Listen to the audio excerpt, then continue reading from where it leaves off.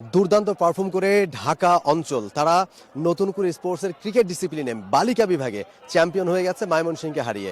এবং এই দলটার হয়ে ধারাবাহিকভাবে পারফর্ম করে যাচ্ছেন আফনান জামান অথই, ঠিক আমার পাশে দাঁড়িয়ে রয়েছেন। দলের ক্যাপ্টেনও তিনি, দলকে লিড করছেন এবং একই সাথে captain leading from the front. যেভাবে পারফর্ম করছেন প্রতি ম্যাচে ট্রিমেন্ডাস এবং সবার দৃষ্টি তার দিকে।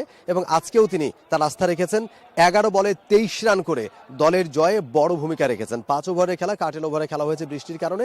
অল্প সময়ের মধ্যেই যতটুকু সুযোগ পেয়েছেন নিজেকে প্রকাশ করার, নিজেকে মেলে ধরার, তিনি সেটা করেছেন। কথা বলবো অথৈর সাথে। অথৈ, এই যে প্রতি ম্যাচে আপনি পারফর্ম করছেন, একটা ম্যাচে বোধহয় 37 বলে 89 রান করেছেন এবং সেমিফাইনালেও দুর্দান্ত পারফর্ম করেছেন। প্রতি ম্যাচে কন্ট্রিবিউট করে যাচ্ছেন, কিভাবে সম্ভব হচ্ছে, কিভাবে খেলছেন, মানে এত সুন্দর ব্যাটিং? আমি মেনলি ব্যাটসম্যান অলরাউন্ডার। তো আমার স্বপ্ন, আমার আজকে 150 রানের টার্গেট ছিল আমার করার। তো বৃষ্টির কারণে যেহেতু 5 ওভারে দিছে, তা আমি যতটুকু সম্ভব আমি দিয়েছি। তো এটা অনেক অনেক ভালো লাগছে আমার। তো আর ব্যাটসম্যান হচ্ছে মানে আমার ছোট থেকে ব্যাটিংয়ের প্রতি একটু বেশি আগ্রহ ছিল, এটুকু।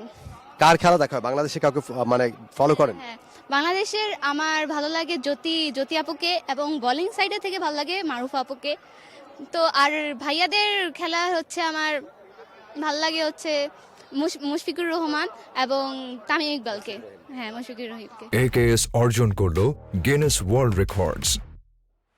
AKS ওকে, কিন্তু যে মুশফিকুর রহিম, তামিম ইকবাল, জ্যোতি, তারা তো এই মাঠেই খেলেন, এই পিচেই খেলেন, রাইট? সেখানে এসে খেলেন।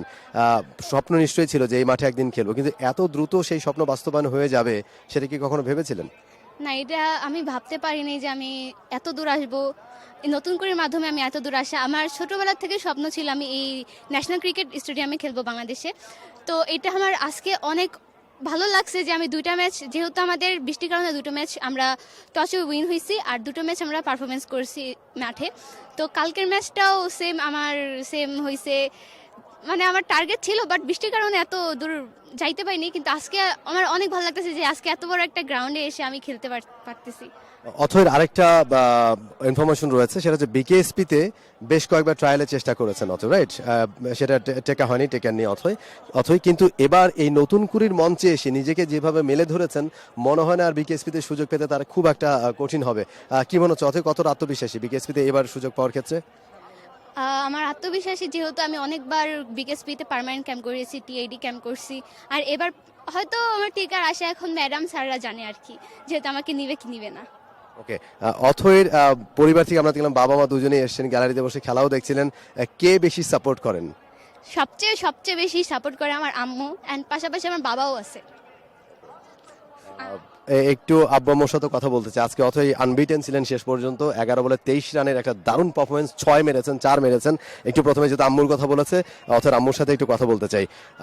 আপনি সম্ভবত শিক্ষকতা করেন, তো মেয়েকে আসলে যে খেলায় উৎসাহিত করা বা খেলতে দেয়া, কেন এটা মানে কোথা থেকে এই বিষয়টা তৈরি হচ্ছে?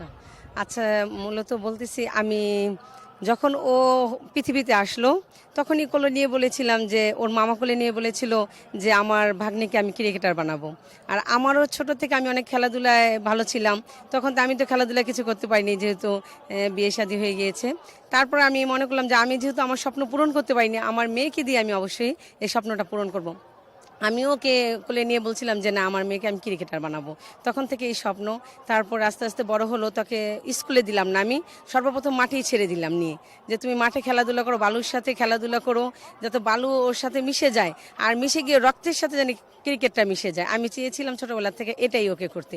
তো ও ওইভাবেই ছোটোবেলা থেকে যে খেলাধুলা অনেক ভালো করতো, যেহেতু আমি ওকে ছোটোবেলা থেকে আমার ইচ্ছা ছিল বা মাঠে দিয়ে দিয়েছি। ও দৌড় বলেন, প্রতিযোগিতা বলে, স্কুলে সবসময় ফার্স্ট হইতো সব কিছুতেই খেলাধুলায়। তখন থেকে আরও আমার বেশি আগ্রহ জাগলো, না ওকে দিয়ে হবে, যে বোঝা গেল যে ওকে পারবে। কিন্তু আমার জীবনের যতটুকু বেস্ট আমি ওকে দেওয়ার চেষ্টা করেছি, যেখানে যা লাগে। আমার আর্থিক অবস্থা ওই রকম না, বাট আমি শিক্ষকতা করে যতটুকু অর্জন করেছি সব আমি ওর পিছনে ঢেলেছি। এই নতুন কুড়িটা চলমান থাকুক, আর ছোট ছোট বাচ্চাদের জানি নিয়ে আসে মাঠে, ঘরের থেকে বের করে মাঠে নিয়ে আসুক, মাঠের থেকে জানি ভালো ভালো পর্যায়ে তারা পৌঁছায় দেয়। এটা আমি তাদের কাছে আবদার করছি, আবেদন জানাচ্ছি, এবং তাদের অনেক অনেক কৃতজ্ঞ জানাচ্ছি, তাদের এরকম খেলা খেলাটা দিয়ে দিয়ে বাচ্চারা অনেক যারা যারা আগে জানতো না, এবার প্রথম তো এখন সবাই ডোর টু ডোর পৌঁছে গিয়েছে যে নতুন করে নামে একটা খেলা আছে। এটা সবাই জানে যে আমি চাই যে তারা এটা চলমান রাখুক বা ভালো করুক, আর এখান থেকে ভালো ভালো ক্রিকেটার বের হোক, ফুটবলার বের হোক, ইভেন যে যে ইভেন্টের জিনিস আছে তারা জানি ভালো পর্যায়ে, জাতীয় পর্যায়ে তারা জানি একটা যেতে পারে, দেশের জন্য সুনাম অর্জন করে নিয়ে আসতে পারে। আমি তাদের কাছে আমরা একটু অথৈর বাবার সাথে কথা বলতে চাই। গ্যালারিতে বসে খেলা দেখছিলেন, বাবা হিসেবে যখন আপনার মেয়ে পারফর্ম করছে, সে যখন 4-6 মারছে, বাবা হিসেবে তখন কেমন লাগছিল, তখন কেমন ফিল হচ্ছিল? আসসালামু আলাইকুম। আমি নিজেকে ভাবতে পারিনি যে আমি আজকে হয়তো এই মিরপুর স্টেডিয়ামে বসে আমার মেয়ের খেলা আমি নিজে দেখব। তো যখন আমি আসলে ওর প্রতিটা খেলায় আমি দেখতে পারি না, আমি ছোট একটা জব করি একটা মেডিকেলে, সবভাবে আসলে আমি ওকে সময় দিতে পারি না। আসলে সব কিছুই ওর মা দৌড়াদৌড়ি করে, যা কিছু করার ওর মাই করে, আমি সময় দিতে পারি না। তো আজকে যেহেতু শুক্রবার ছিল, আমি মন থেকে চাইছিলাম যে ওর খেলাটা আমি দেখব, মাঝে মাঝে খেলা যাই।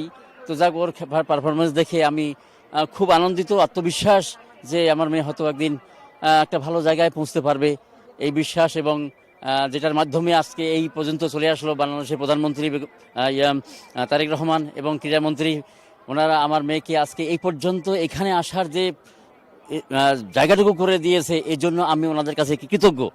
এবং আমি আরও কৃতজ্ঞ হব এনাদের প্রতি সুদৃষ্টি দেওয়ার জন্য, সৎভাবে সদয়ভাবে তারা যেন আরও বাংলাদেশকে ভালো কিছু দিতে পারে, এটাই আমি আশা করি। এবং আমি অত্যন্ত গর্বিত অথৈর বাবা হয়ে আজকে যে এখানে বসে ওর পারফরমেন্সগুলো দেখলাম, আমি সত্যিই গর্ববোধ করি। Thank you.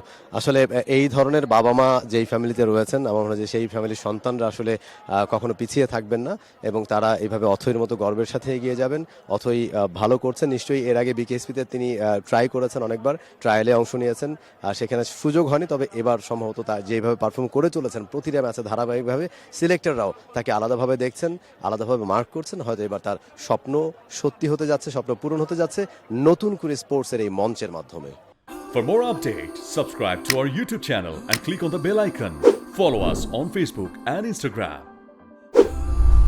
Download T-Sports app to enjoy exciting games and highlights. Visit tsports.com.